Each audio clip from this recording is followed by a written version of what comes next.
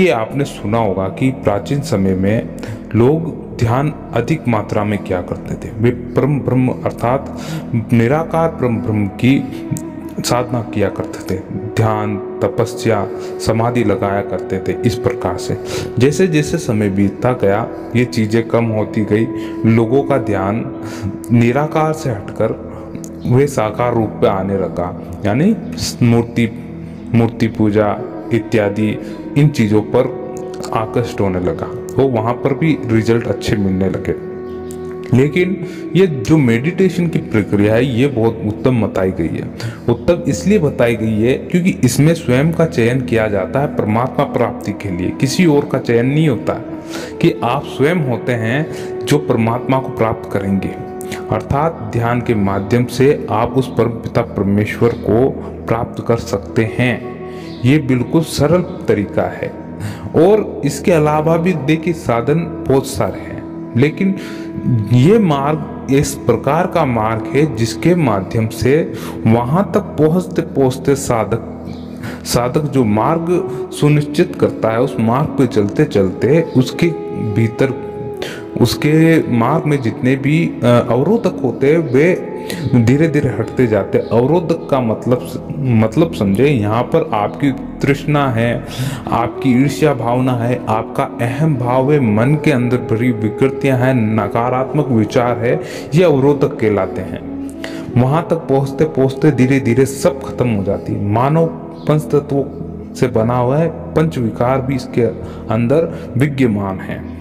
तो वे धीरे धीरे वहां तक पहुंचते पहुंचते ये सब खत्म हो जाते हैं। अब सुनिए, ये जो ध्यान होता है इसका अद्भुत चमत्कार है। कहीं ना कहीं ये हर माध्यम से चमत्कार ही है। कैसे कि जो ध्यान का चमत्कार है आपको तब देखने को मिलता है जब आप इस पर निरंतरता से अभ्यास करते हैं, कार्य करते हैं। अब किस प्रकार से इस पे बहुत ही हैरान करने वाले रिजल्ट सामने आए आपके सामने। वो क्या है कि ध्यान के माध्यम से, सर्वप्रथम सुने कि ध्यान के माध्यम से उम्र बढ़ने की जो प्रक्रिया होती है वो थम जाती है। एक तरह से जो ध्यान के माध्यम से एक उम्र बढ़ने की प्रक्रिया होती है वे एक तरह से थम जाती है, धीरे धीरे हो जाती है, बहुत ही धीरे, क्योंकि उसके श्वासों का जो दौरा होता है धीरे धीरे धीरे एकदम स्लो हो जाता है।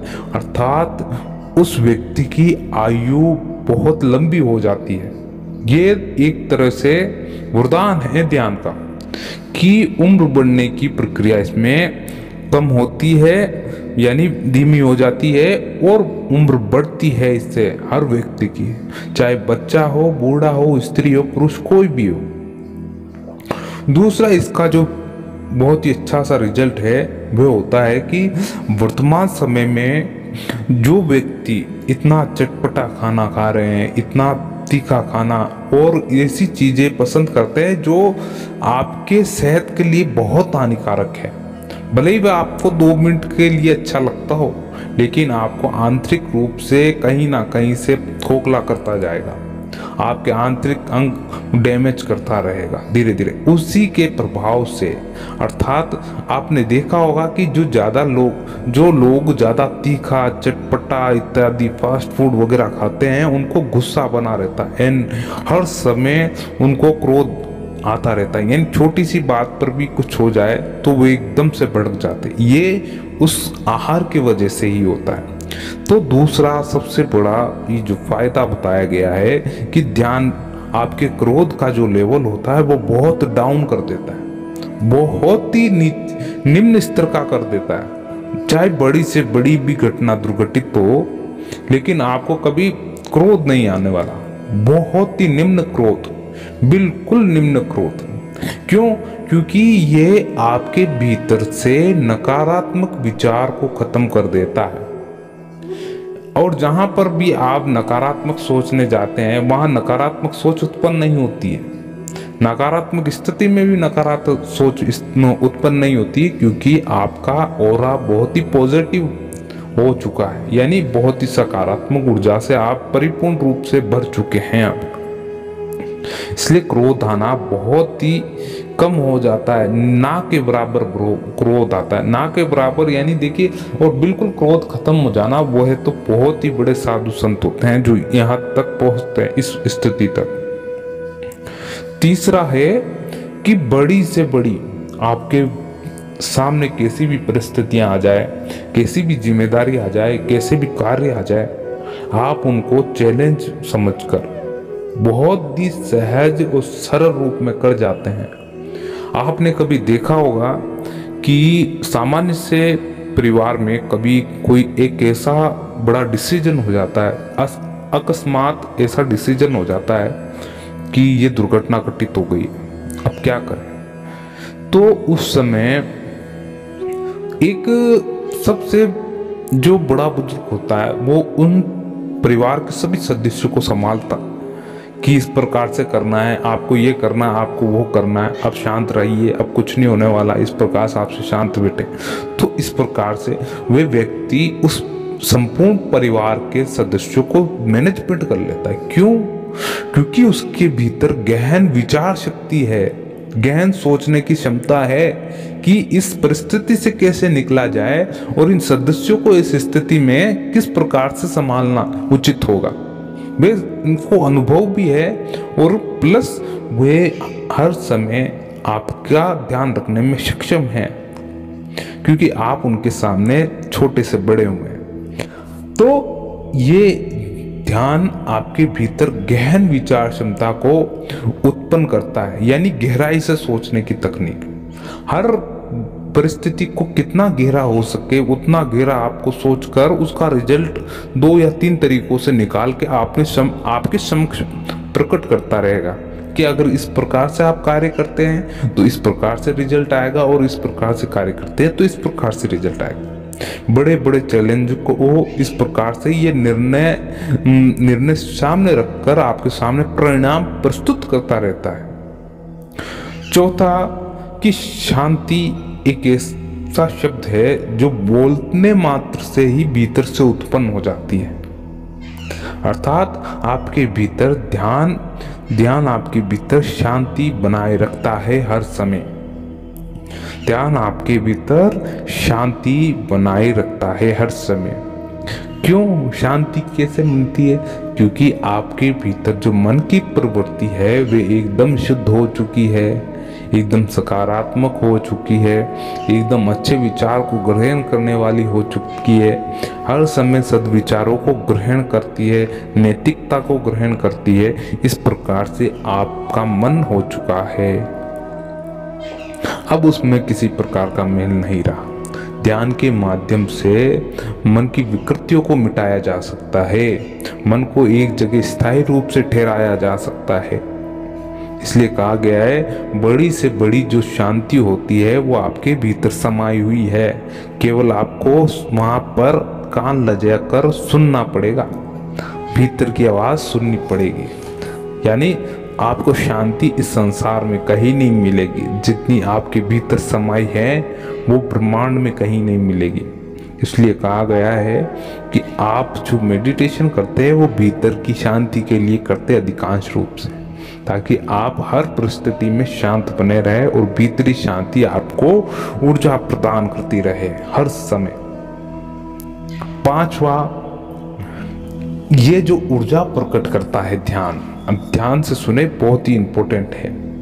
एक चीज मैं आपको बताता हूँ, काफी लोग हैं जो धन अर्जित करना चाहते, अमीर बनना चाहते, व्यवसाय में तरक्की करना चाहते, तो एक इस प्रकार के लोग होते कि उस मार्ग पर चल के लक्ष्य को साध कर मेहनत संघर्ष करके वहां तक पहुंचते। दूसरे एक ऐसे लोग होते हैं जो पर्यावरण में फैली जो सकारात्मक ऊर्जाएं हैं उनको आदेश अनुग्रह करके, है ना, निवेदन करके अपना कार्य करवाने की वे क्षमता रखते हैं। ये इस प्रकार से भी कार्य होता 101%, क्योंकि इस वातावरण में 99% सकारात्मक ऊर्जा का वास है। सकारात्मक ऊर्जा बहती रहती चारों तरफ कहीं ना कहीं से। केवल 1 या 2% ये जो नकारात्मक है, जो ऊर्जा है पर्यावरण में वे 101% अर्थात 99% ये सकारात्मक ऊर्जा है। आप मान के रखिए ये सकारात्मक ऊर्जा है। अगर आप इनको अनुग्रह करें, निवेदन करें, तो ये प्रकृति आपका सहयोग करेगी कहीं ना कहीं से। ये ब्रह्मांड की ऊर्जा आपको सहयोग करेगी और आपको उस लक्ष्य तक पहुंचाने के लिए एकदम से तैयार कर देगी और आप पहुंच भी जाएंगे। यानी वे लक्ष्य प्राप्ति में बहुत सक्षम है।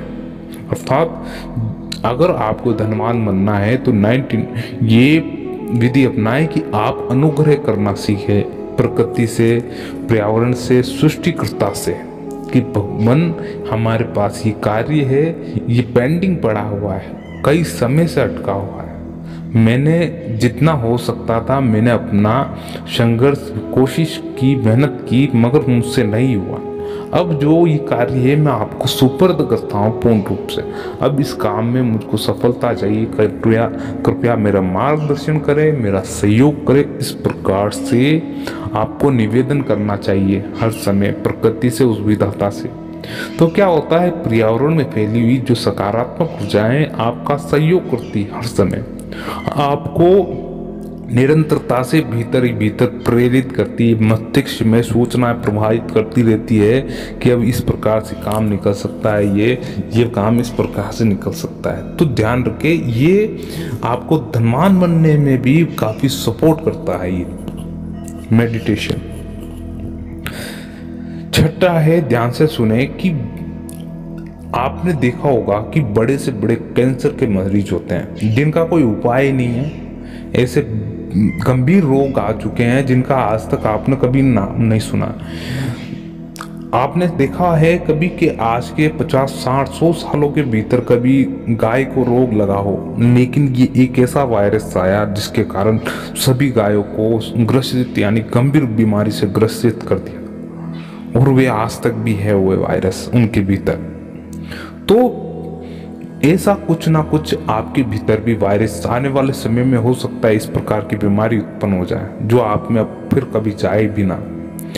अब इस तरह से बीमारी से जूझ रहा जो मानव शरीर है अंतिम स्टेज पर भी आ जाता है। मान के चलिए अगर वे व्यक्ति साधक ध्यान के माध्यम से अगर इन बीमारियों को पूर्ण रूप से मिटा सकता है, ध्यान के माध्यम से, निरंतरता से अगर वह ध्यान करता है तो बड़ी से बड़ी बीमारी उसके भीतर की जो प्राण ऊर्जा है वह धीरे धीरे उसे खत्म कर देती है।